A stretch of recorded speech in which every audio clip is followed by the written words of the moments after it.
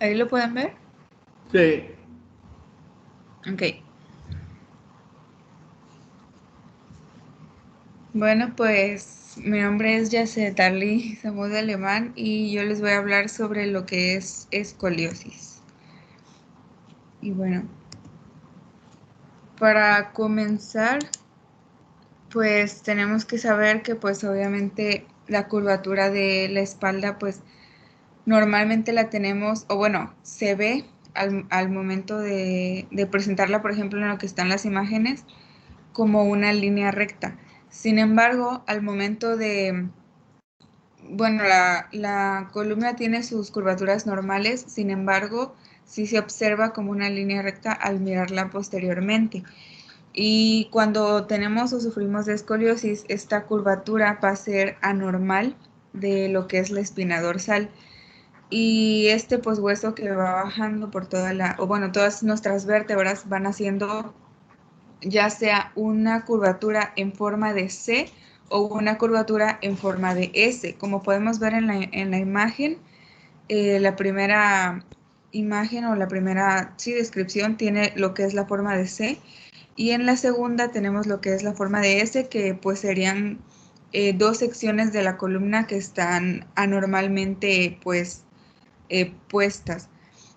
Bueno, pues esta, como sabemos, la columna va a constar de muchas vértebras y pues estas obviamente van a estar unidas por un tipo de tejido entre lo que son los huesos y este pues se va a llamar cartílago. Entonces, este cartílago, que bueno, ahí les puse como que una imagen de una vértebra y es lo que está de amarillo.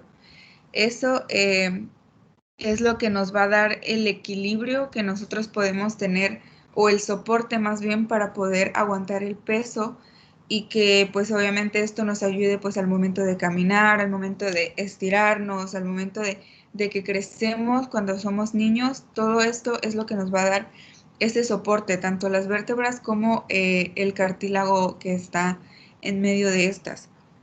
Y obviamente cuando hay una escoliosis, este cartílago se va desgastando o se va acomodando de forma anormal que no permite a nosotros tener un buen funcionamiento de lo que es la columna vertebral. Entonces aquí es donde se empiezan a tener problemas de, pues ya de que se va formando lo que es una C o lo que es la S. Bueno, esta escoliosis pues va a ocurrir con mayor frecuencia durante el crecimiento, que es lo que les digo. O sea, hay la escoliosis más normal o la que más surge, que se denomina escoliosis idiopática, que esta es la que vamos a sufrir cuando estamos en desarrollo, cuando los niños están en desarrollo, que es normal que se tenga y que sí se puede prevenir o mejorar conforme pasa el tiempo y hasta quitar, o sea, sí se puede quitar con, con una correcta postura, con prevenir pues la higiene de columna y todo esto que tenemos que tener en mente desde que estamos chiquitos. O sea, los papás tienen que tener mucha vigilancia hacia los niños para que puedan observar si es que tienen esta escoliosis. Entonces, la escoliosis idiopática va a surgir en el 3% de lo que van a ser los adolescentes, desde niños hasta adolescentes, que es lo que les digo que es la más común que podemos observar. Ok. Bueno, pero ¿cuáles son estas causas o por qué suceden o por qué sucede la escoliosis? Y como les digo, la mayoría de las veces no tenemos una causa en específico, o sea, no es como que que les puedan decir, tienes escoliosis por esto, porque hiciste esto, o porque te dio tal enfermedad, o por cosas así. O sea, no podemos decir una causa en específico en la mayoría de los casos, y por esto es que es la escoliosis idiopática la que es más frecuente o la que es la más conocida, y se va a clasificar por lo que son rangos de edad. Para niños que sean menores de 3 años se va a denominar lo que es escoliosis infantil. Para niños desde 4 años hasta 10 años se denomina lo que es escoliosis juvenil, y para niños de 11 años hasta 18 años se llama escoliosis adolescente. Esta escoliosis que va a afectar tanto a, o sea, ambos sexos, es muchísimo más frecuente en las niñas.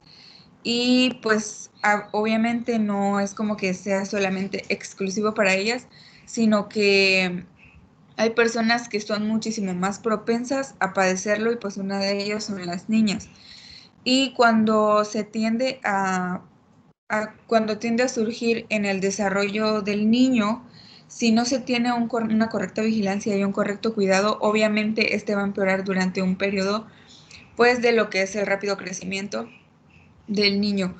Es por esto que cuando se empiezan a notar los primeros síntomas, que ya en un momento vamos a hablar de esto, se tiene que tener una vigilancia tanto de los padres como de el médico de cabeza para poder corregir esta escoliosis en lo que es el niño, y pues que esto no empeore con su crecimiento, porque pues como les digo, el cartílago es lo que nos va dando la estabilidad, y conforme vayamos creciendo también es lo que se va desarrollando, y si no le damos una correcta vigilancia, esto va a seguir pues enderezándose anormalmente, y no vamos a poder corregirlo posteriormente, o quizá ya agravemos la situación.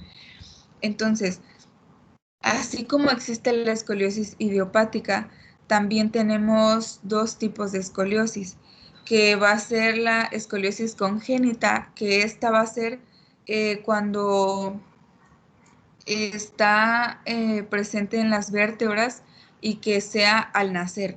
Es decir, cuando las costillas o cuando las vértebras del bebé no se forman como deberían de ser, no se forman apropiadamente, y que le causan al niño desde que nace una escoliosis.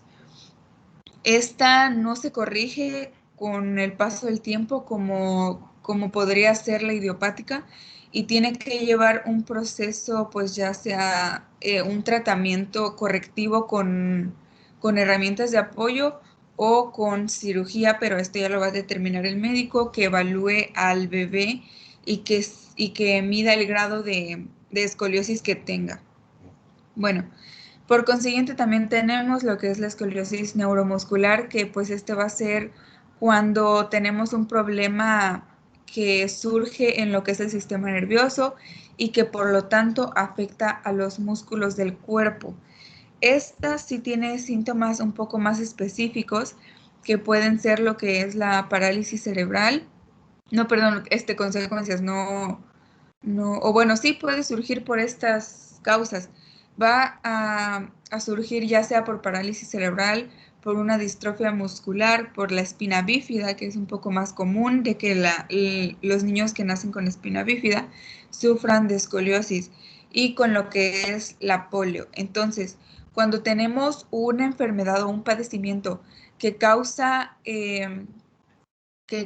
distensión en lo que es eh, el sistema nervioso, obviamente que tengamos o sea, que uno de los síntomas sea afección hacia los músculos, podemos decir que pues la persona va a sufrir escoliosis. Ok, ahora pasando hacia lo que son los signos y los síntomas. Muchas de las veces cuando tenemos o cuando hablamos de lo que es la escoliosis idiopática, no tenemos síntomas como tal que sean pues tan visibles al momento de que el niño está en crecimiento. Sin embargo, cuando ya se empieza a ser visible, pues sí es un poco más fácil de detectar, porque pues va a ser muy fácil de ver a simple vista. Entonces, obviamente podemos detectar que tiene una escoliosis cuando vemos una clara curvatura en la columna vertebral que hace que el cuerpo se incline, ya sea hacia la derecha o hacia la izquierda. Entonces, como podemos ver en la imagen que tenemos pues a esta mujer que tiene un hombro más arriba que el otro, o quizá una cadera más arriba que la otra, una persona que camine de manera distinta, o que se vea que no lleva una marcha correcta, o sea, que puede llevar una marcha claudicante, o que simplemente le moleste un poco más, no sé, de apoyar de un lado que del otro. Todas estos signos nos van a permitir que una persona pues pueda mostrar que tiene escoliosis. Entonces, para algunas personas, como les digo, tienen un hombro más arriba que el otro, pero también pueden tener un omóplato más como salido o un poco más hacia atrás que el otro. Entonces también puede presentar que la caja torácica esté más sobresalida de lo normal. Es decir, no solamente los síntomas más visibles son de que vemos ya que la persona está desviada o que la columna está desviada, sino también estos otros tipos de signos nos pueden decir que una persona tiene escoliosis. Entonces, esto sería para las personas que son un poco, que tienen un poco más evidente, o sea, que tienen un poco más avanzada su escoliosis y que para nosotros es más fácil verlo a simple vista.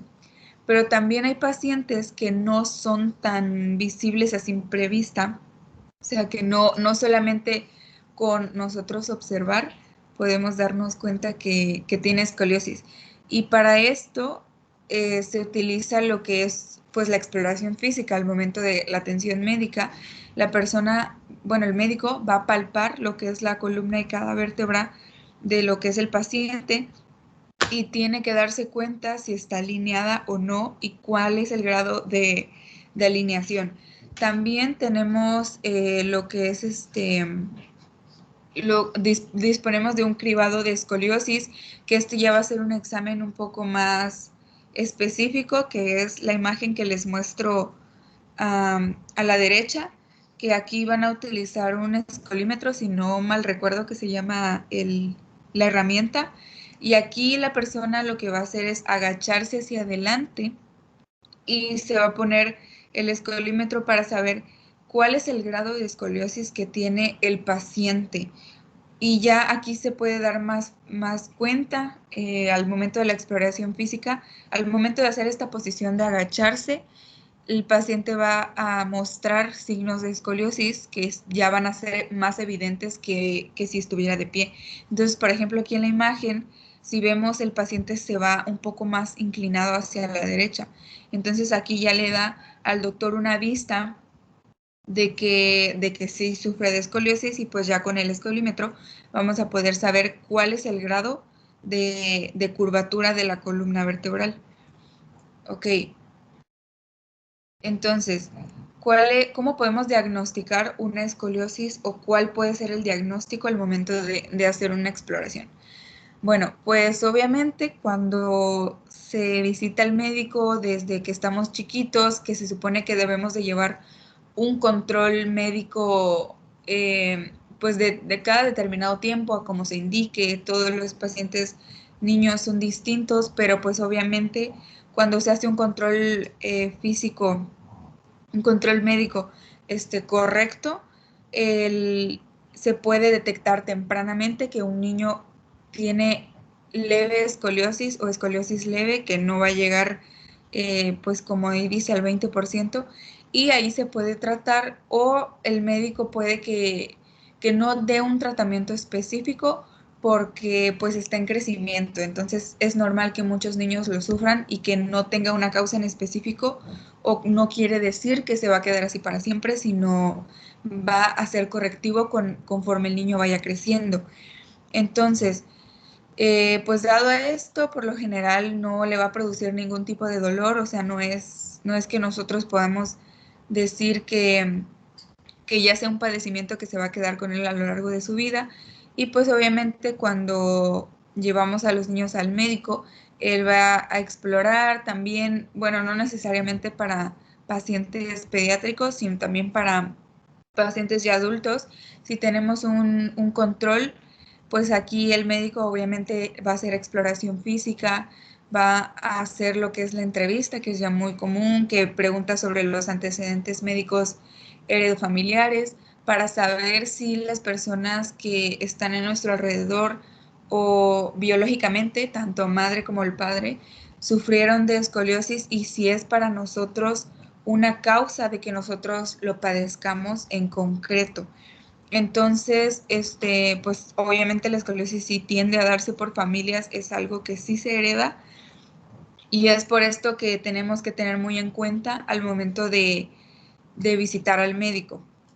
Entonces, de igual manera, pues si nosotros nos damos cuenta de los signos y síntomas que anteriormente les mostré, es fundamental que nosotros vayamos al médico para que éste nos derive a especialidad de traumatología y que pues ahí llevemos un correcto tratamiento para que pues podamos tratar esta curvatura que no es normal y que ya no es, a diferencia de los niños, no es común que tengamos y que no se va a quitar por sí sola y que ya necesitamos un tratamiento más específico para cada paciente y para cada grado de curvatura. Entonces, decimos que tenemos una curvatura leve cuando no va a llegar a más de 20 grados, que ahorita también les voy a mostrar imágenes.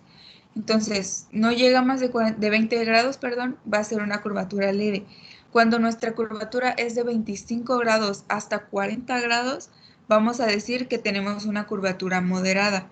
Y cuando ya vemos más de 50 grados en unas radiografías, vamos a decir que la curvatura es grave. Y cuando ya tenemos una curvatura grave, vamos a causar lo que van a ser, bueno, ya se vienen las complicaciones. Entonces, aquí tenemos problemas, primero problemas de espalda, eso es lo más común que vamos a tener. Los adultos que pues tuvieron escoliosis en la infancia tienen una mayor probabilidad de sufrir un dolor crónico en la espalda que la población que normalmente tiene una escoliosis que se vino de repente por mala postura o por estar sentado mucho tiempo. Es decir, las que ya vienen cargándolo desde mucho antes, obviamente tienden a tener muchísimos más problemas de espalda.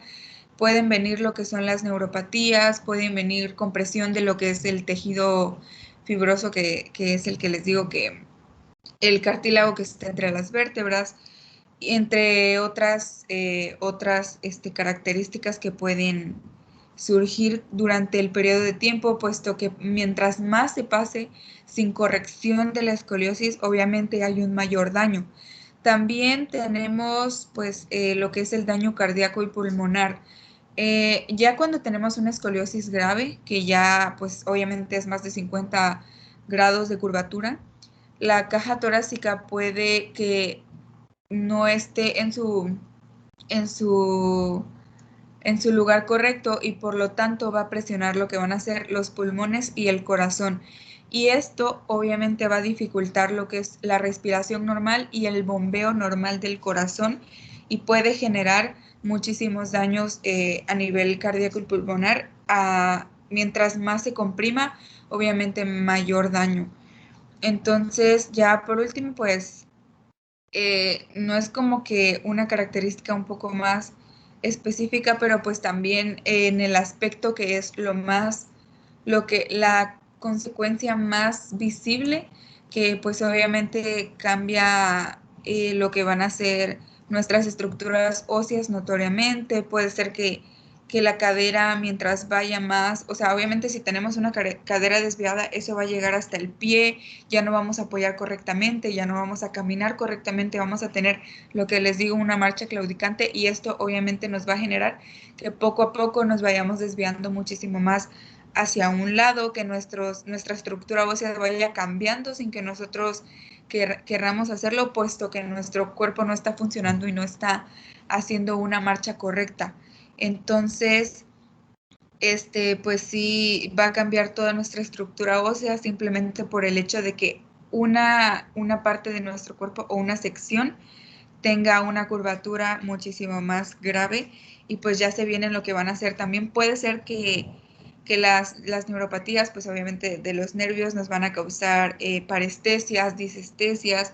Entonces, pues sí es muy importante tratar lo que es la escoliosis aún siendo leve. O sea, lo ideal es que se llegue a una prevención antes de que ocurra, o si ya tenemos una curvatura leve que no llega a los 20 grados, pues obviamente usar prototipos de corrección o que si el médico indica que es simplemente por postura, pues intentar estar el más tiempo posible derechos y cada que nos acordemos, pues no encorvarnos, no estar todo el tiempo sentados tampoco, porque eso igual puede causar lo que es una escoliosis y que llegue a ser de grados muchísimo más avanzados. Bueno, para lo que son las pruebas y los exámenes que podemos hacer al momento de que nosotros sepamos que ya tenemos una escoliosis, la primera es el examen físico. Es el que ya les comenté las 2 diapositivas pasadas o las 3 diapositivas pasadas, creo, que es cuando el paciente se va a agachar hacia adelante, o bueno, es cuando detectamos a simple vista a un paciente que vemos que, como les digo, tiene un hombro más arriba que otro, una cadera más arriba que otra, camina distinto. O sea, nada más con lo que nosotros podamos observar, ya podemos detectar una escoliosis. Pero para pacientes que no sean tan visibles, o sea, así a simple vista, pues tenemos que hacer lo que es pues esto, ¿no? Lo que es agachar al paciente hacia adelante y aquí podemos ver si ya, pues ya tiene más características, que es lo que les comenta, la pelvis inclinada, el hombro más alto, la cadera desviada o que no apoye bien el pie de un lado o cosas así que nos puedan a simple vista determinar que un paciente tiene escoliosis. Entonces, después de esto tenemos pues las radiografías que cuando ya sospechamos de una escoliosis, obviamente el médico siempre va a mandar radiografías. Esto obviamente pues es para que tengamos un examen muchísimo más específico y que se pueda medir lo que es el grado de curvatura. Entonces, aquí en estas imágenes les puse, por ejemplo, aquí que la de la izquierda tiene un grado de curvatura de 64.28 grados y tiene forma de C. ¿Se acuerdan que les dije que hay de C y de S? Entonces, este va a tener forma de C y tiene 64 grados, es decir, que ya estamos hablando de una curvatura grave. Y también del otro lado, o sea, en la imagen del medio tenemos tanto el paciente A como el paciente B, que el paciente A tiene una curvatura leve que va a ser de 11 grados y también el paciente B puede ser de leve a moderada porque la primera tiene 18 grados que se podría denominar como leve y la segunda curvatura tiene 25 grados que ya se podría considerar como moderada. Entonces, estas dos, como tenemos 2 grados de curvatura, no solamente uno, como en la imagen, en la primera imagen, son las que son de tipo S. Entonces, sí les puse aquí como que las dos para que tengan una idea de cómo se ve una de tipo C y cómo se ve una de tipo S. Ok, nuestra siguiente prueba o examen, a ver, permíteme un momentito, un minutito, ahorita regreso.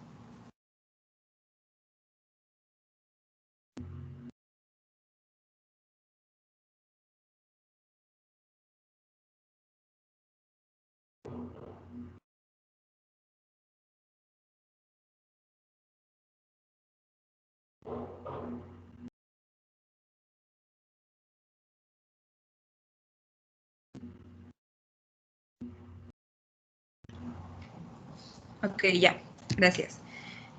Bueno, ya, como les comento, tenemos el siguiente estudio que pues va a ser una tomografía computarizada. Esta no se utiliza tanto como para saber si tenemos escoliosis o para la curvatura o algo así, sino se utiliza más para ver si tenemos cambios a nivel óseo. Es decir, si tenemos ya más, como les digo, que las consecuencias que se pueden percibir al momento de tener escoliosis, que son, por ejemplo, las neuropatías, para saber si ya tenemos lo que es un abombamiento de lo que es el disco intervertebral, si ya tenemos algo muchísimo más avanzado como podría ser una hernia discal. Entonces, todo esto que pueda provocar la escoliosis es muy importante, que si tenemos un grado pues grave, sepamos que obviamente esto trae consecuencias y tener pues diferir al paciente a los exámenes y las pruebas correspondientes que se tengan que llevar a cabo para su tratamiento. Entonces, obviamente, si tenemos un paciente que, por ejemplo, en la primera imagen tiene una escoliosis muy grave, podemos casi estar seguros que obviamente, o sea, estamos muy seguros, o sea, no es como que casi, sino que sí se va a asegurar que sí este paciente sí va a tener cambios en su estructura ósea. Pero también tenemos que descartar o comprobar que tengamos algún otro padecimiento, como les digo, una hernia discal o un abombamiento, o que la misma, que sí, que el mismo abombamiento esté comprimiendo algún nervio que nos pueda estar causando los síntomas en el paciente. Ok, bueno, ahora sí, hablando sobre el tratamiento, ay, permíteme otro momentito.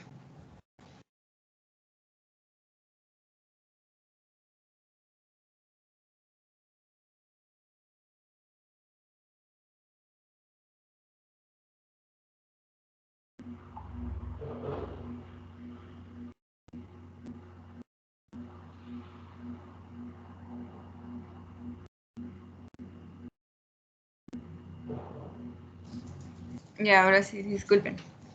Bueno, ahora sí, hablando sobre lo que es el tratamiento y ya para terminar este tema, que en realidad pues sí es como algo breve, podemos decir que como les comentaba anteriormente, en la mayoría de casos de escoliosis que son leves, o sea, que se pueden o prevenir de que sean a mayor grado, o sea, que crezca el grado de curvatura, o por ejemplo los niños que son de crecimiento o que tengamos una escoliosis pues que no dañe tanto, o sea, es decir, que no tengamos el riesgo de que siga aumentando lo que es esa curvatura, no se necesita un tratamiento como tal.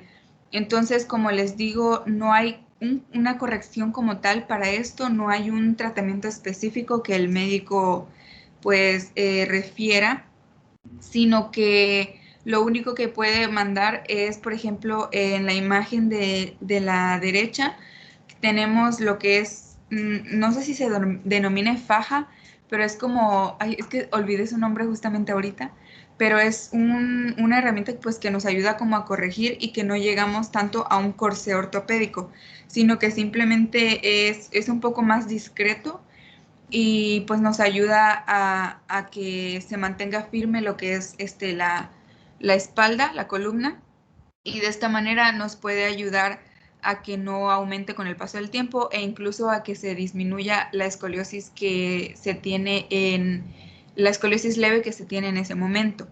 Entonces, esto pues se puede utilizar o bueno, se puede mandar para, por ejemplo, personas que son oficinistas y que necesitan estar todo el tiempo sentados en un escritorio, que quizá no llevan la correcta postura que se debe. Esto es creo que se llama corrector de postura justamente, pero no recuerdo muy bien. Pero bueno, esto es lo que se va a mandar o lo que el médico puede pues llevar como tratamiento, pero en realidad no es un tratamiento como tal. Entonces, pues lo importante es corregir la postura y a muchas personas pues ya saben que les cuesta, incluso yo creo que a nosotros mismos hemos sentido que nos cuesta a veces mantenernos recto en una posición bien, y o si no, con el paso del tiempo, como estamos tan enfocados en hacer ya sea nuestras tareas o un trabajo o algo que nuestra atención llame completamente a eso, como que se nos olvida. Entonces, esto es pues el único tratamiento que para estos pacientes se puede indicar cuando hay una escoliosis leve.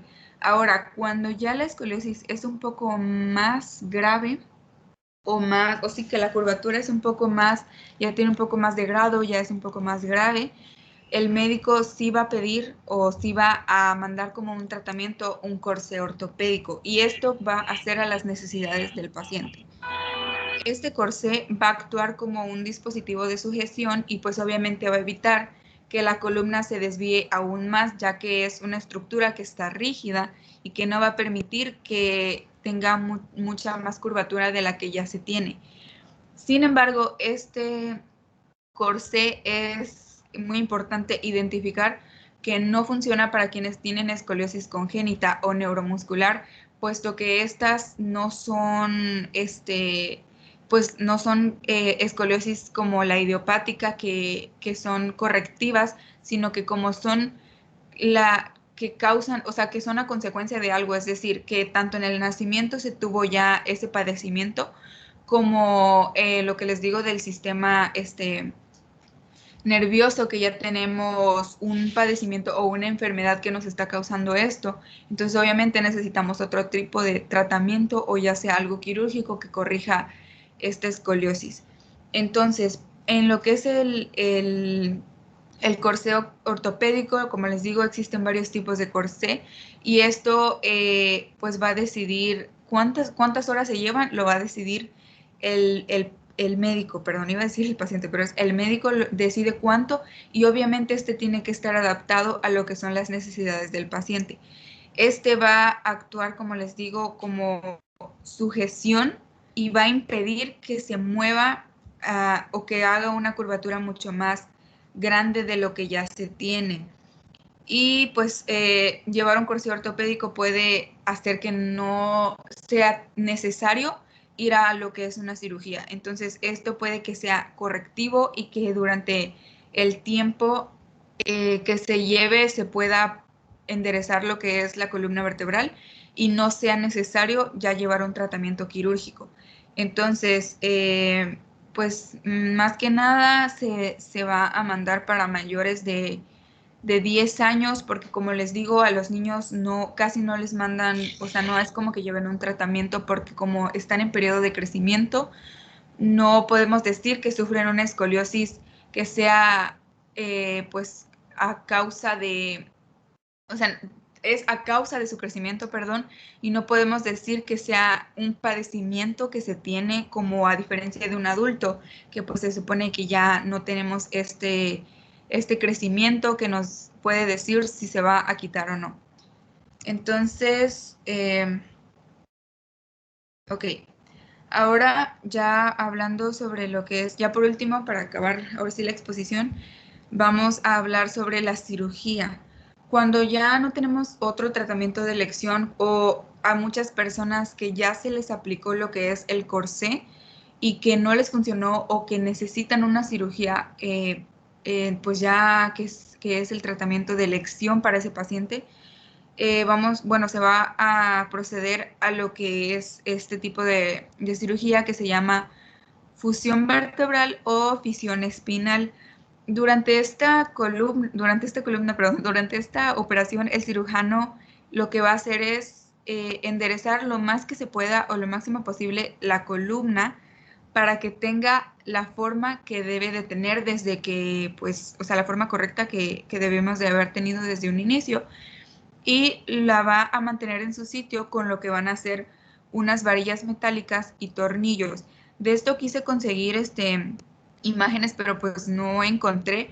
Pero del lado derecho les está más o menos de esa manera. Los tornillos van a estar, ya sea, bueno, lo que estaba investigando, ya sea que solamente pongan uno o pueden poner dos para mayor sujeción, que la mayoría de las veces creo que ponen dos y esto es para mantener la figura o la forma correcta de lo que es la columna.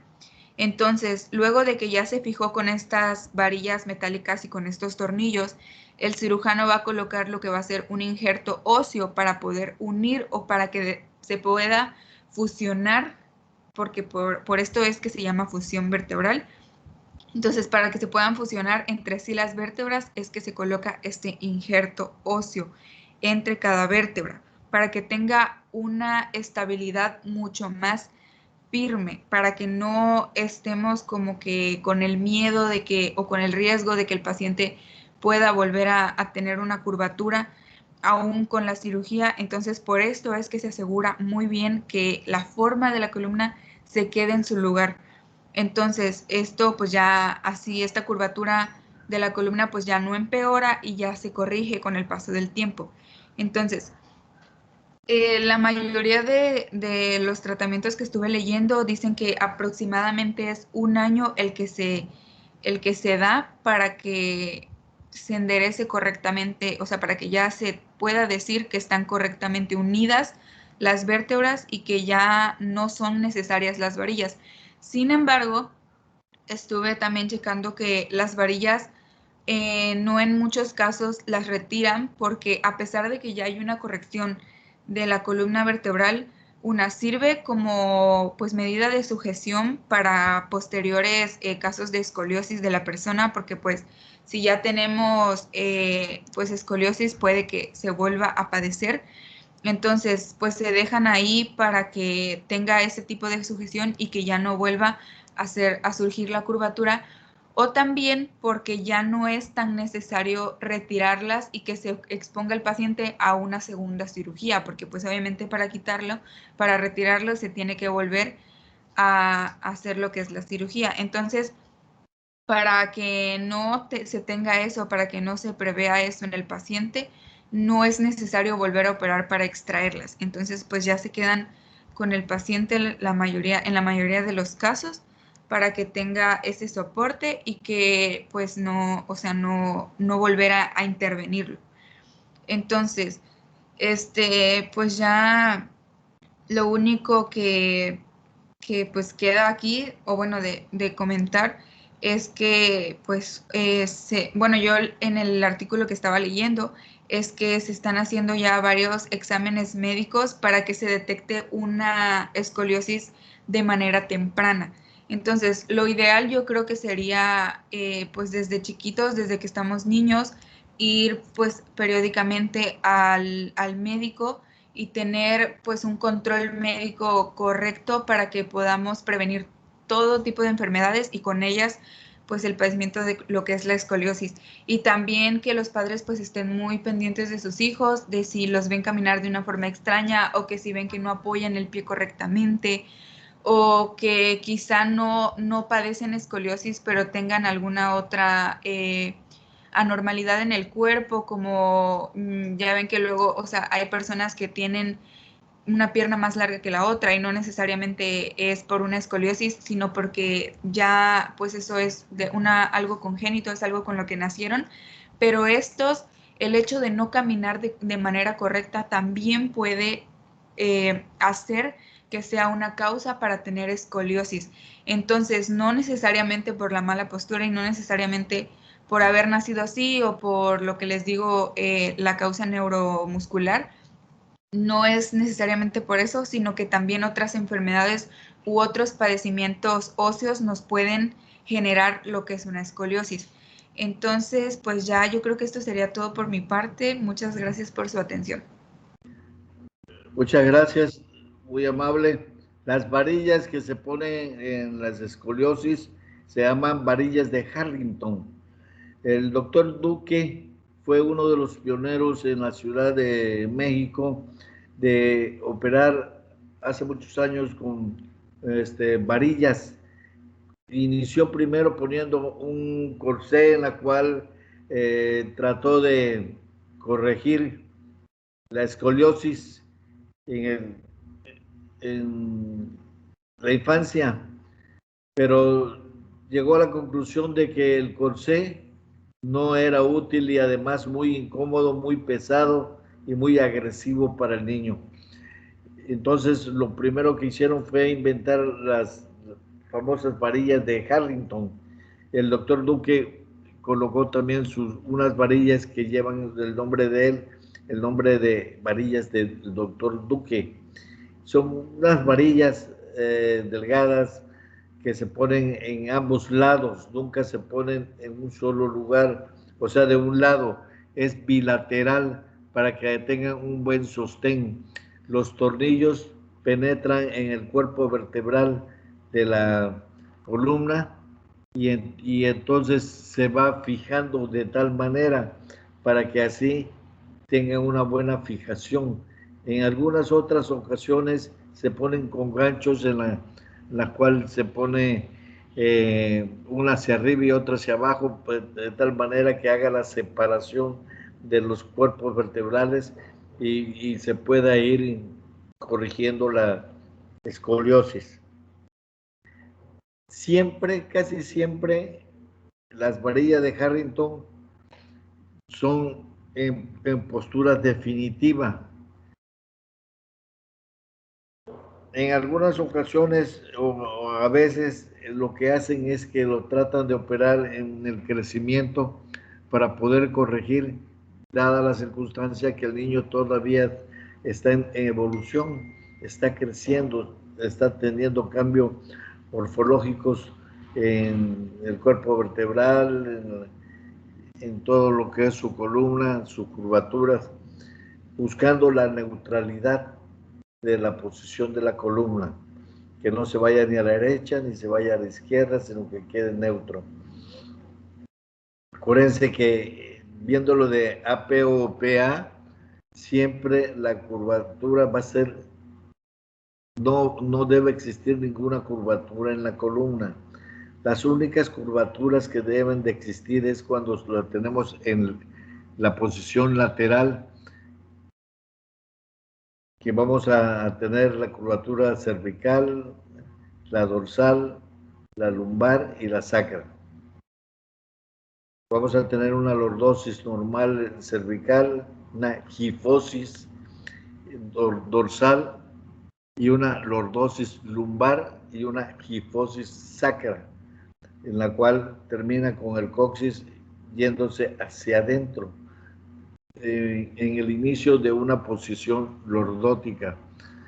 Pero como son muy pocas las vértebras en el coxis, pues ahí termina la posición que se corrige cuando la madre va a dar a luz, cuando va a tener un bebé, que actúan los sistemas hormonales de tal manera que se reblandecen las articulaciones, la sínfisis púbica se abre un poco, el coxis se va hacia atrás, se reblandece de tal manera que permite que el niño pase con su cabeza y su cuerpo de tal manera lo más cómodamente. Digo lo más cómodamente porque realmente el parto es una agresión que sufre el niño y que la han visto que es necesaria dada la circunstancia de que al pasar por el canal pélvico va a sufrir una compresión de tal manera que eso le sirve para sacarle los líquidos del pulmón, el líquido amniótico que está circulando en el pulmón. Entonces el niño bota de tal manera todo ese líquido que cuando nace ya tiene las vías respiratorias libres.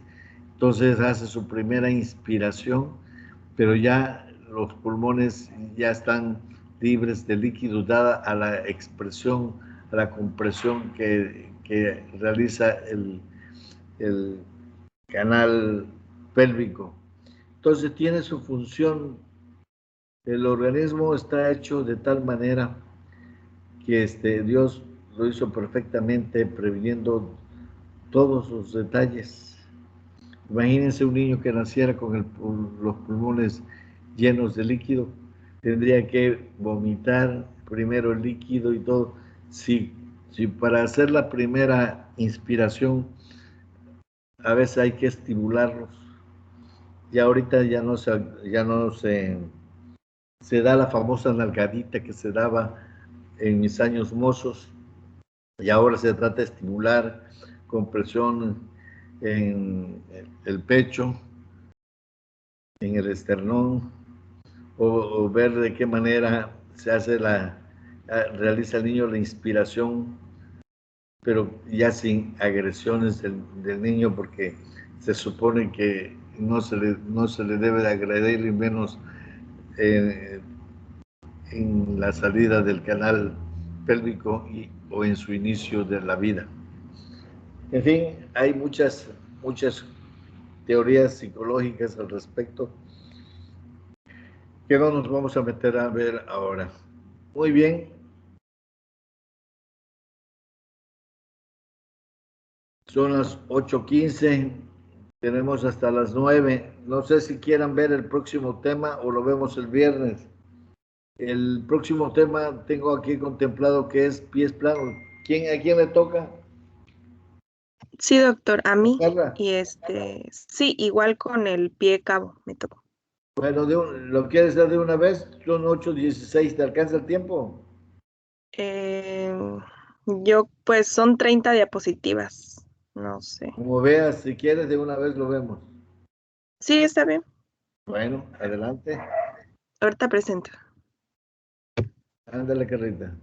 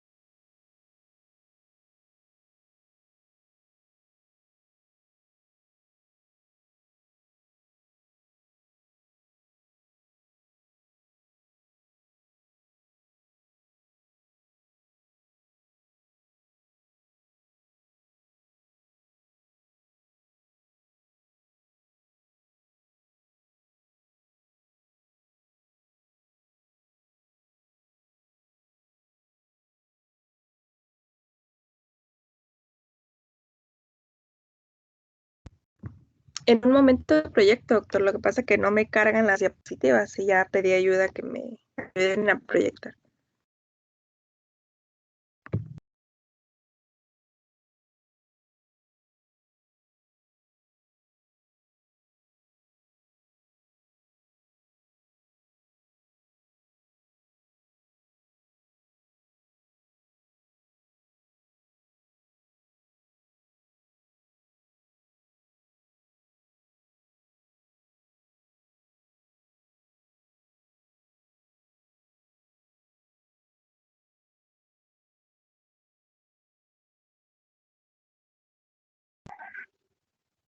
Bueno, buenos días, mi nombre es Carla Yajaira Díaz García. Yo voy a hablar acerca de dos alteraciones de la bóveda plantar, que va a ser el pie plano y el pie cabo.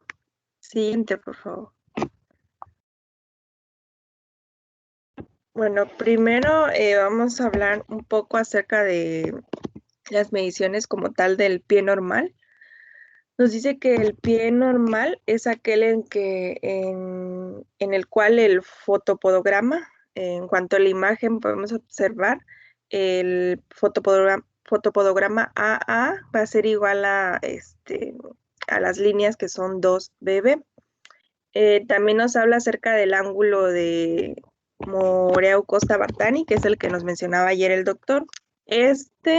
va a tener sus valores normales, que van a ser alrededor de 120 a 130 en cuanto al ángulo.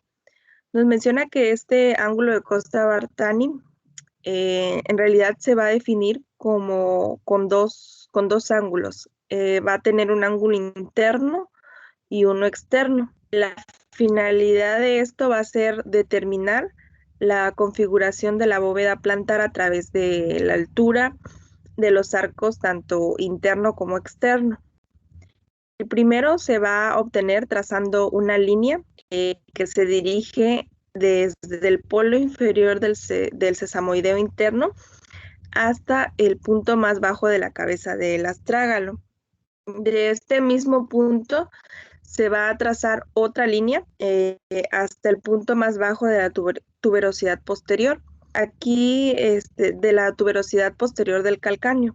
Aquí se debe quedar una divergencia entre ambas líneas de 145 grados, marca algunas literaturas.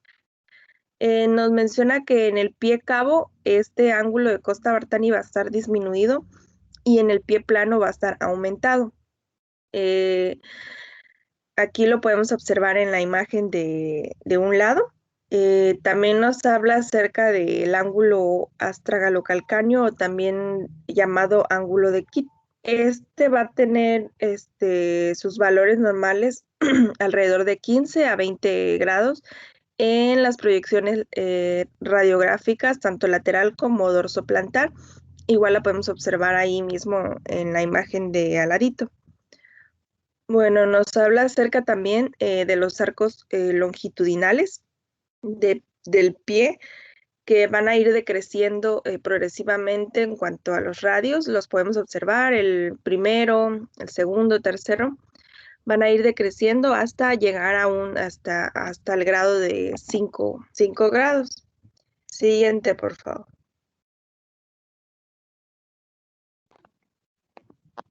Bueno, también nos habla acerca de otros ángulos normales que podemos encontrar en el pie. Algunos de ellos son el ángulo interno, o también llamado de Dillon-Annonier, que va a tener valores normales acerca de 120 a 125 grados.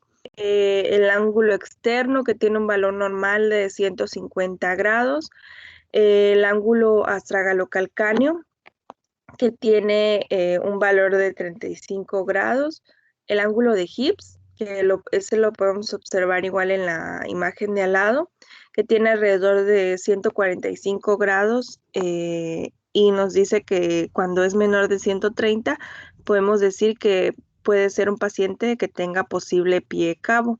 También está el ángulo de verticalización del calcáneo, que tiene un valor normal de 30 grados, y el ángulo tibiocalcáneo con un valor de 150 grados. Siguiente, por favor. Bueno, primero les voy a hablar acerca de la primera patología, que va a ser el pie plano. Siguiente, por favor. Bueno, se define como la deformación en la cual el arco plantar interno ha disminuido en su altura o ha desaparecido, generando así un aumento de la huella plantar. Esto va a ser como consecuencia o como resultado de las alteraciones en la elasticidad de los ligamentos. También va a estar condicionado a un desequilibrio muscular del pie, donde sus principales causas van a ser la hiperlaxitud ligamentaria y el sobrepeso. Siguiente, por favor. Bueno, en la epidemiología nos dice que el pie plano flexible, está presente en el 10 al 15% de los adultos. Generalmente es asintomático y no produce limitaciones funcionales. Aproximadamente un 25% de los pies planos flexibles se asocian a la contractura del tendón de Aquiles. También nos dice que el 22% de los niños menores de 15 años van a tener pie plano y predomina en los niños menores de 3 años.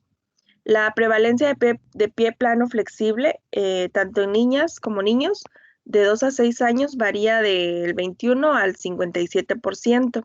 Y nos menciona que es más común en los niños que en las niñas. En los niños va a ser alrededor de un 52% y en las niñas un 36%. Nos menciona que es más frecuente, bueno, va a disminuir en la edad escolar. Ahí puse igual una tabla, nos habla acerca de los tipos de pie, tanto el pie plano como el pie cabo en cuanto a en cuanto a la edad. Y podemos observar que el pie plano es más frecuente en las edades más tempranas. Siguiente, por favor.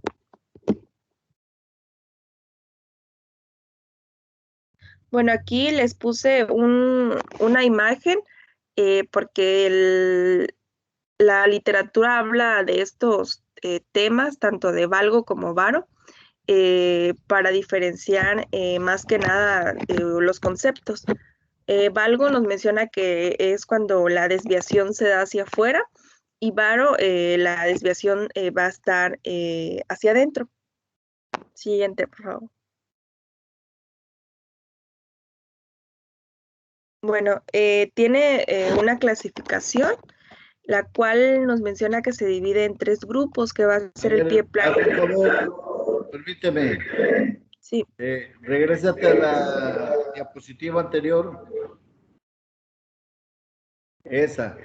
Miren, está muy didáctica esta diapositiva y qué bueno que aquí aprendemos a distinguir lo que es valgo, varo y normal en lo que es el tobillo. Aquí estamos hablando de tobillo. La posición del pie se va a encontrar en valgo, en varo o normal. El de en medio es normal o neutro. Cuando nosotros practicamos deportes como la carrera o utilizamos zapatos de tenis, tenemos que ver esta imagen, está muy clarita, está muy didáctica, parar al paciente sobre una parte alta para que nosotros lo podamos observar. Yo lo que hago es que trampeo un poco, ya que el paciente tiene su descubierto desde la rodilla hasta el pie, hasta el tobillo, viéndolo de postero anterior, así como están parado, y ya en una parte alta les tomo una fotografía con el celular. Primero lo veo así natural y ya decido si es valgo, si es varo o si está normal. Y ya que decidí qué es, le tomo una fotografía para constatar, porque se observa mucho mejor. Ya ven que en el teléfono pueden aumentar o disminuir el tamaño de la imagen. Y entonces ahí ustedes observan, e inclusive sirve para enseñarle al paciente, mire, así es como se encuentra su tobillo, su pie en la parte posterior. Y de eso depende del tipo de calzado de tenis que van a usar. No sé si están enterados de que el tenis, no todos los tenis vienen de la misma altura el tacón. Algunos traen por dentro más alto que por fuera y otros por fuera más alto que por dentro. Por ejemplo, en el caso del pie varo, tobillo varo, vamos a requerir que el tacón, viendo el zapato por atrás, igual así, medial, o sea, por dentro, esté más alto que por fuera. ¿Por qué? Porque eso va a corregir la posición del valgo. Si, por ejemplo, metemos unos zapatos que por dentro están más altos que por fuera, nos haría un pie varo y no aumentaría el problema. ¿Me expliqué? ¿Lo entendieron o se lo repito? Pregunto.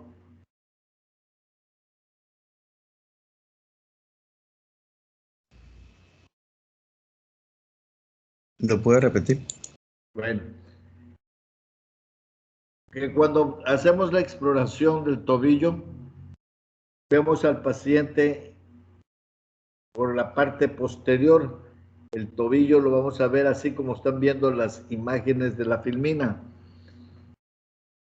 Y entonces vamos a ver si el tobillo está en valgo, está en varo o está normal. Y entonces tendremos que prescribir unos zapatos en valgo, en varo o en normal. Muchas veces el que vende los zapatos lo ignora, no sabe, cuando no es una casa deportiva en la que cuidan este detalle, que por lo regular es el 90%. Le dice uno de valgo o varo y está uno hablando en chino. Entonces tiene uno que tomar el zapato y verlo por la parte posterior y explicárselo al paciente. Y cuando es en valgo, tenemos que prescribir un zapato más alto por dentro que por fuera del tacón. La parte posterior del tacón debe estar más alta por dentro que por fuera. ¿Me explico eso?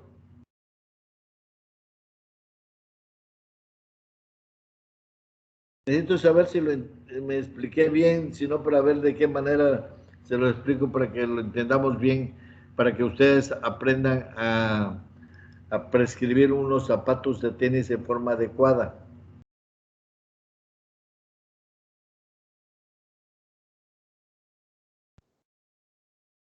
Bueno, por mi parte, más o menos entendí, doctor.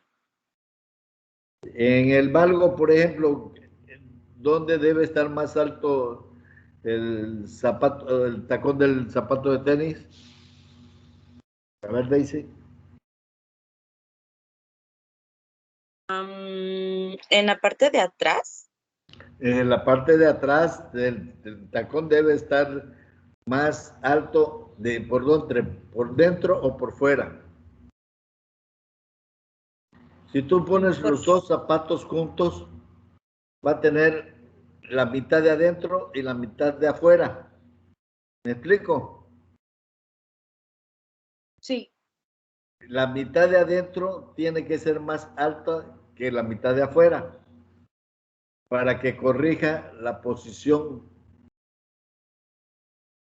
Si lo pones en el valgo, le pones la mitad de afuera más alto, pues va a voltear más el tobillo, lo va a valguizar más, va a estar más alto por fuera que por dentro. Entonces la mitad, la línea esa curva hacia adentro, debe estar más alto el tacón para que así voltee el tobillo hacia a la posición neutra, hacia la normal. Y si está en varo, la mitad externa del tacón debe ser más alto que la mitad interna. Normalmente cuando no vienen así y vienen neutro, que viene el zapato neutro, pues yo lo que hago es de que ya que lo compraron y todo, y si tienen en varo, entonces les mando una cuña, que le adapten una cuña, un tacón en forma de cuña por dentro. Y entonces ya se lo digo, cuña de 3 milímetros interna. Interna quiere decir que va a corregir el valgo. Y cuando la cuña en el tacón del zapato es externa, quiere decir que va a voltear el tobillo de afuera para adentro. Va a estar más alta. Imagínense una cuñita en la que está más alta la parte lateral y va disminuyendo de 3 milímetros a 0. Entonces, voltea a todo lo que es el talón y cuando tú corriges la posición del talón, dominas toda la posición del pie, increíblemente. El calcáneo manda todo lo demás a la posición y entonces se corrige. Ese paciente camina y no tiene dolores de tobillo, no tiene dolores de rodillas, ni dolores de muchas veces hasta la cadera y la columna. Queda en la posición que está en medio, que es la normal. Por eso es importante aprenderse bien estas imágenes, entenderme bien lo que les estoy explicando. Si no, veremos la forma en que yo lo explique y me haga entender para que ustedes aprendan. Está muy sencillo, pero al principio cuesta, como no es un léxico que manejamos todos los días, nos puede costar un poquito de trabajo, pero ya después lo ven que es tan sencillo que dice uno, cuña interna de 3 milímetros, la puede uno poner de 3 a 4 milímetros, dependiendo del grado de varo o de valgo que tenga. Si es leve, le ponen 3 milímetros, si es un poquito severo, se pone 4 milímetros, cuña interna de 4 milímetros. Cuña interna quiere decir que la parte más alta va a estar por dentro.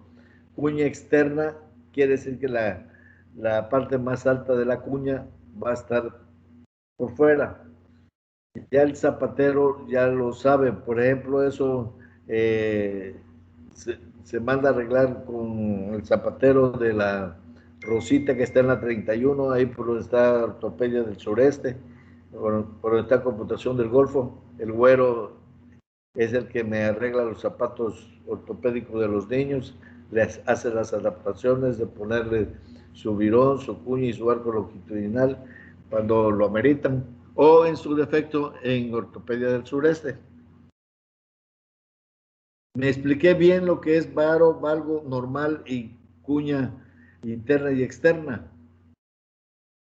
Sí, doctor. Sí, ya entendieron bien por qué tenemos que revisar al paciente que va a correr para que compre unos zapatos de tenis adecuados. El zapato de tenis ya debe de venir con esa corrección, con la cuña interna o externa más alta y ya para que no se esté zafando el zapato.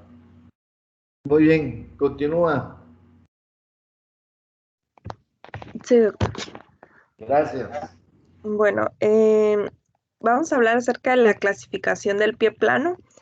Nos menciona que se divide en 3 grupos, que va a ser el pie plano flexible, el pie plano valgo y el pie plano varo. También, sumado a esto, podemos definir los tipos de pie planos, que va a ser otros que van a ser pie plano asociados a escafoides accesorio, el pie plano por coalición tarsiana y el pie plano del astrágalo vertical congénito. Nos menciona el primero, que es el pie plano flexible. Este tipo de pie plano es muy frecuente en los niños y tiene una mejoría progresiva conforme va creciendo el niño. Básicamente lo mencionan como una variante fisiológica común en el niño. Se acompaña habitualmente de valgo del retropié. Se caracteriza porque va a haber un aumento en la huella plantar a la hora de la exploración física, que se evidencia mejor cuando se utiliza el podoscopio o el fotopodograma, que son plataformas de la marcha que se utilizan a la hora de la exploración, donde se deja la huella que deja el pie en una superficie plana. Tras levantar el pie y se usa el reflejo de la luz. Aquí nos menciona que este tipo de pie plano flexible no tiene indicación de tratamiento y se debe convencer, nos menciona la literatura, a los padres tanto con una exploración ortopédica rigurosa, convencer y una clara explicación del seguimiento periódico hasta que sea corregido. Siguiente, por favor. Bueno, el segundo tipo de pie, que es el pie plano valgo, nos dice que estos son los pies planos idiopáticos que mayormente lo continúan siendo ya en la vida adulta. Aquí la huella plantar persiste después de los 6 o 8 años. También suelen existir antecedentes familiares. Nos menciona que pueden ser ocasionalmente dolorosos de forma intermitente. Aquí nos menciona que este tipo de pie no mejoran con el signo de Jack, ni con la corrección de valgo en equino. Y no vamos a observar el arco en descarga. También nos menciona que pueden ser dolorosos de forma intermitente, como ya les había mencionado. Este dolor va a mejorar con el uso de plantillas. Sin embargo, la plantilla no evita que persista la persistencia del pie plano, solamente va a ser para el dolor. Cuando el dolor es persistente, en este tipo de pie plano va a estar indicada la cirugía para ese tipo de pie. Bueno, en cuanto al pie plano varo, nos menciona que en ocasiones el niño va a tener un pie cabo que se insinúa por un aumento del arco, que también nos va a dar un aumento del arco plantar en descarga, pero que al momento ya de la exploración en carga, al hundirse el arco se va a acompañar de un valgo. Este adquiere un aspecto de un pie plano valgo flexible. Aquí también suelen existir antecedentes familiares de pie cabo en la familia. También vamos a tener un crecimiento de la bóveda plantar que va a sobrepasar los límites normales y el valgo va a persistir durante mucho tiempo. Su tratamiento va a depender de la sintomatología. Siguiente, por favor.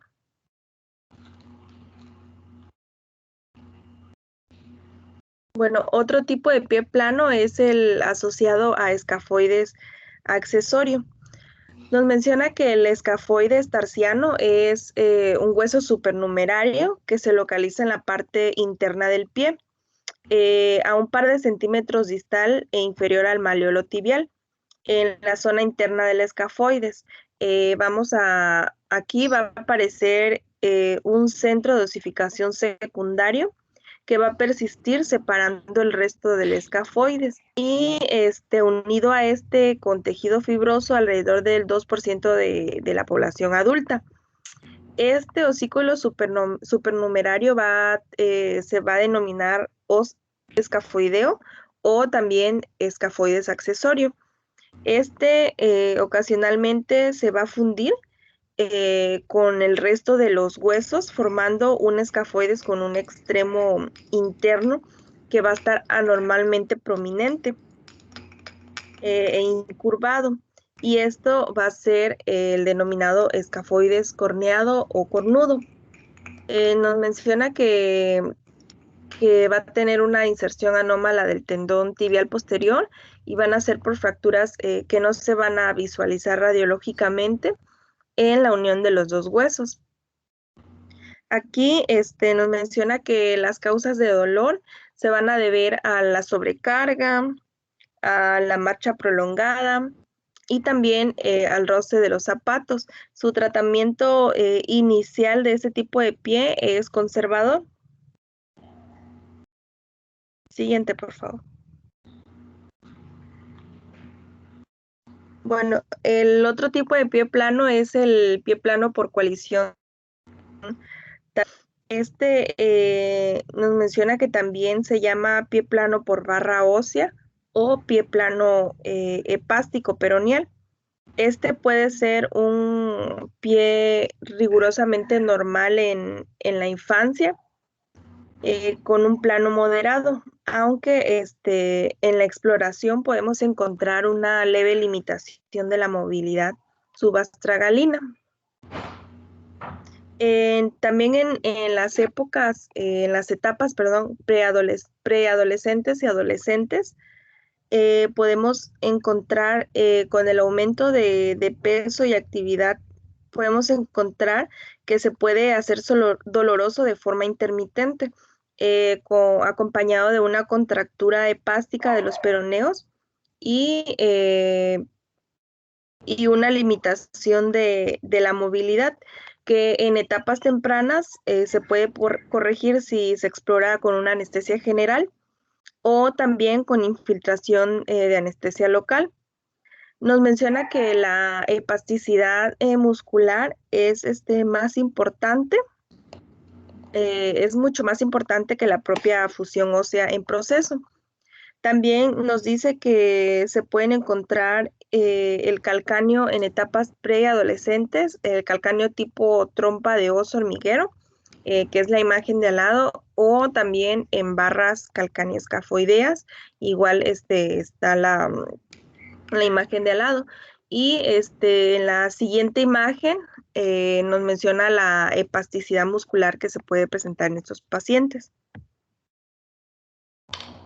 Siguiente, por favor.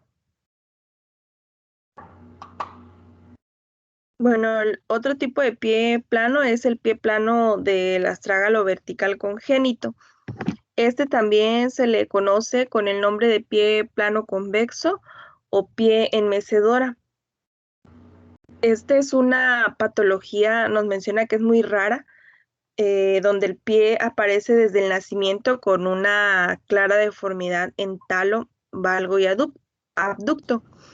Esta deformidad nos menciona que suele ser rígida y en la zona interna del arco vamos a encontrar una prominencia que hace que este arco esté invertido y sea convexo. También es importante conocer ese tipo de pie porque lo podemos confundir con un pie talo en los casos más leves. Este pie talo nos menciona que es una deformidad que permanece constantemente en flexión dorsal, de tal modo que cuando se apoya el pie en el suelo, solamente se va a encontrar en contacto lo que es el talón y se va a permanecer levantado el antepié. También se acompaña de un pie valgo y nos menciona que por eso hay que saberlo diferenciar y no confundirlo con esta otra patología. El tratamiento se debe comenzar de forma urgente con yesos correctores.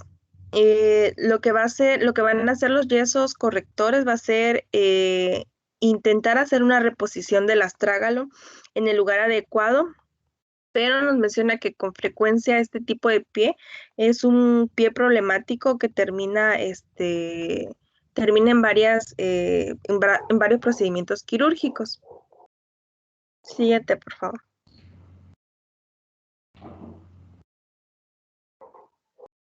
Bueno, este es otro tipo de clasificación de acuerdo a la huella plantar en cuanto al fotopodograma, que se clasifica en pie normal, el pie plano grado 1, de grado 2, el grado 3 y el grado 4. Siguiente, por favor. Bueno, el diagnóstico nos menciona que se establece con una exploración física completa y también por medio de pruebas complementarias simples. El examen clínico se va a realizar en dos fases. Primero va a ser el examen clínico en descarga y después el examen clínico en carga. En cuanto al examen clínico en descarga, nos menciona que vamos a buscar zonas dolorosas, inspección de las articulaciones, de la morfología y también una inspección cutánea. Y el examen clínico en carga va a ser una valoración del pie bajo la acción del peso del cuerpo, y va a ser una valoración estática.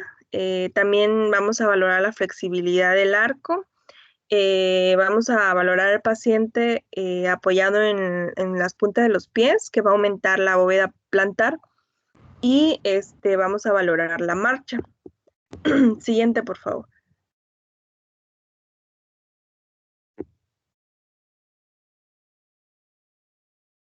Bueno, se recomienda que en el examen clínico se busquen datos intencionadamente específicos en dos modalidades.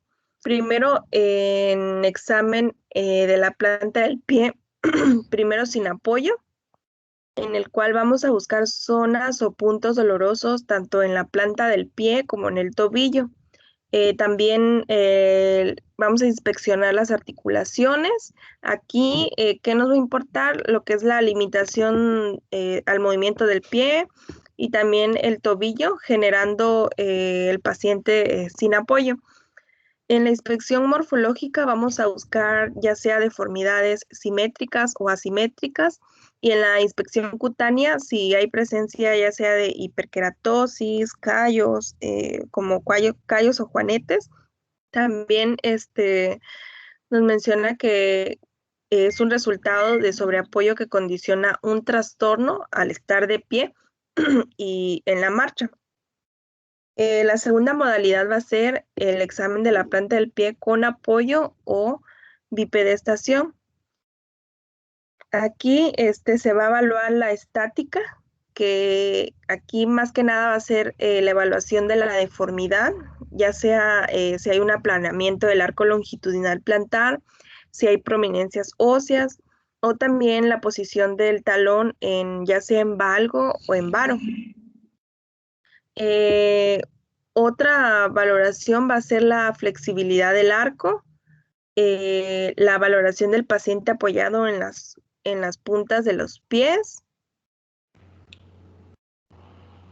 Y más que nada porque esta valoración que se va a realizar en las puntas de los pies, más que nada es para valorar si aumenta la bóveda plantar, que normalmente sí se debe de hacer.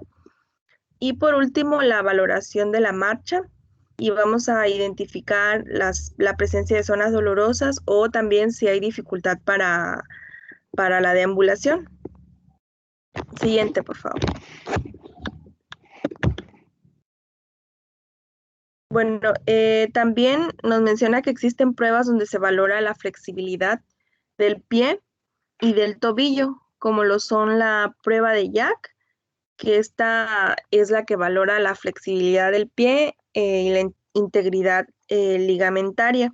Y la otra prueba va a ser la prueba de Rodríguez Fonseca, que aquí más que nada va a ser para evidenciar lesiones del tendón tibial posterior y también si hay presencia de alguna anormalidad congénita, como lo es la coalición tarsiana.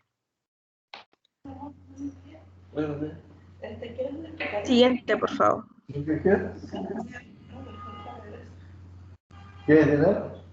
Bueno, nos menciona que se recomienda realizar las pruebas de confirmación diagnóstica para demostrar pie plano flexible o alguna otra condición. También podemos utilizar lo que son las pruebas complementarias, como lo es el pantoscopio. Se utiliza para la visualización directa de la planta del pie de manera estática con apoyo bipodal. Para esta evaluación se recomienda colocar al paciente de espaldas al explorador, con los pies en apoyo bipodal y al menos con una separación de al menos 15 centímetros. Durante la evaluación del pantoscopio, se recomienda identificar la ausencia de los arcos plantares, deformidades óseas, hiperkeratosis, también desviaciones en valgo o varo del retropié. Nos menciona que los pacientes con pie plano flexible no requieren una valoración radiológica en casos de dolor. Siguiente, por favor. Bueno, aquí puse un cuadro. Encontré un artículo donde decía las claves para el diagnóstico en cuanto a los tipos de pie. También prácticamente es la clasificación de todos los tipos de pie plano que hay y cómo podemos nosotros diagnosticarlos de acuerdo a sus síntomas, de acuerdo a la exploración, a la inspección, en todo lo que vamos a encontrar. Siguiente, por favor.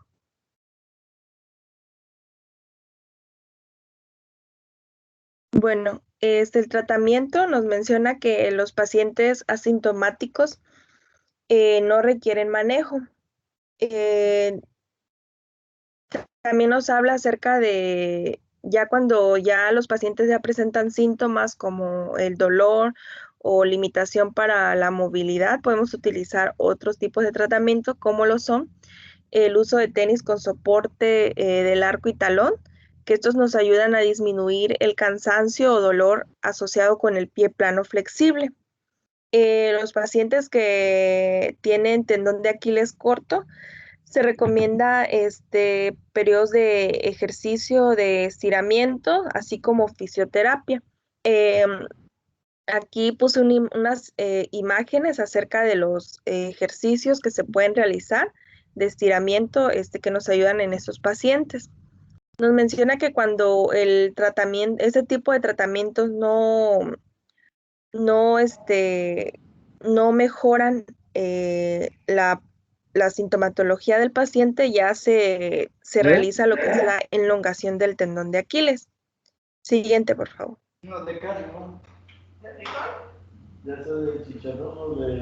Bueno, cuando hay un dolor persistente y también un abatimiento severo del arco longitudinal asociado a un valgo marcado del retropié, es cuando va a estar indicado el tratamiento quirúrgico y va a ser la osteotomía de elongación del cuello del calcáneo, ya sea por un injerto óseo tricortical, una aplicatura de las estructuras mediales del pie o una elongación del tendón de Aquiles.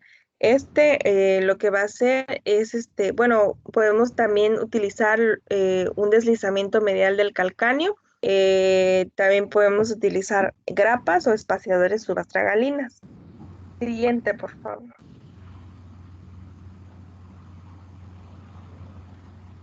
Y bueno, ahora vamos a hablar acerca del pie cabo.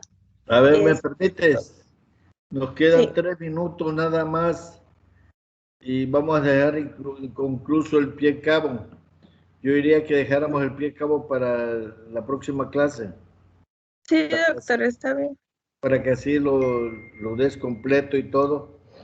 En esos 3 minutos me gustaría que remarcaras lo que dijiste al inicio de los ángulos de exploración. La primera diapositiva creo que es. Para que, márcaselos, para que lo tomen en cuenta. Ok. Si se dan cuenta, bueno, aquí es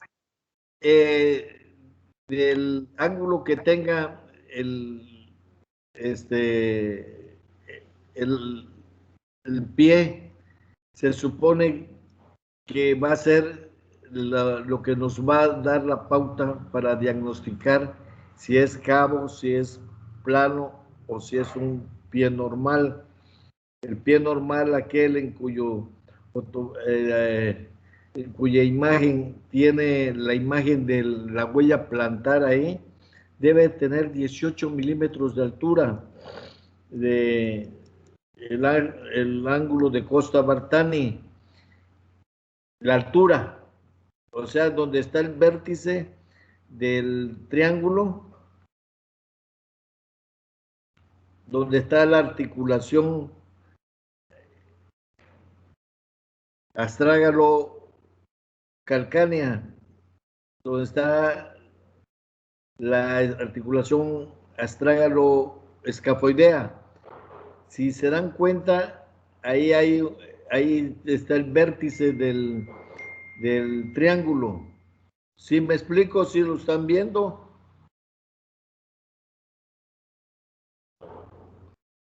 Pregunto, contesten porque si no, no sé si te están atendiendo o no están viendo o no me estoy explicando. Sí, doctor, más o menos. Bueno, ahí donde está el vértice, desciende una línea vertical hacia la base del triángulo. Esa línea vertical debe tener 18 milímetros. Esa es la máxima altura o la altura correcta del pie plano. Digo, del pie normal. De ahí podemos aceptarla hasta de 14, 16, pero ya entonces ya estaríamos hablando de un pie plano grado 1 o un pie plano normal, o un pie plano grado 2, dependiendo de la altura de esa línea vertical de la que les estoy hablando. Aquí lo hacen más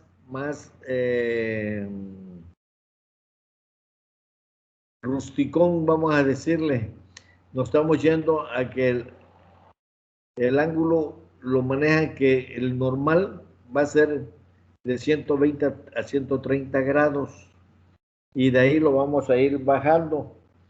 No sé por qué, pero a mí se me ha hecho más práctico la medición con el goniómetro. ¿Sí saben lo que es un goniómetro? Es la reglita que usan los traumatólogos para medir los ángulos de las articulaciones. Yo nada más mido esa línea vertical, veo cuántos milímetros hay y ya por criterio de experiencia ya me voy.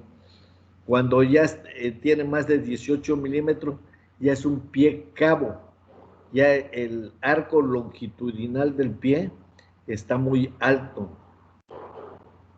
Ya está muy deforme.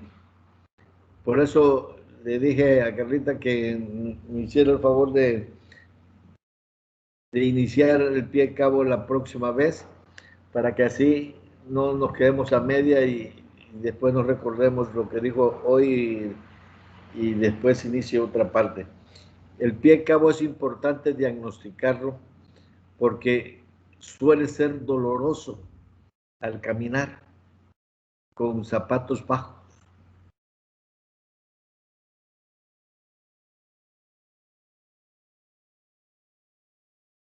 Muy bien, entonces ya son 9:02. Nos vemos el viernes.